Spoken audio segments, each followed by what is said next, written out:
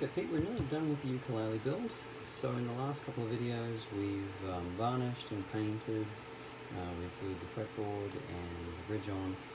These I'm waiting for the glue to set fully before I attach strings, but before I can get all the way there I have to attach the tuners. So we're going to work on hardware next. Literally we have these covers that we're squeezing carefully not to break our finishes.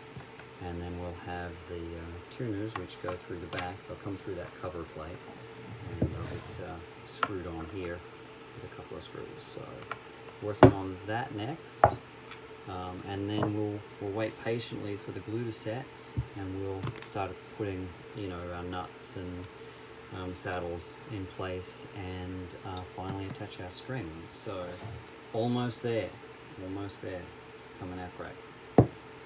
Can't wait to hear it. Have a good one.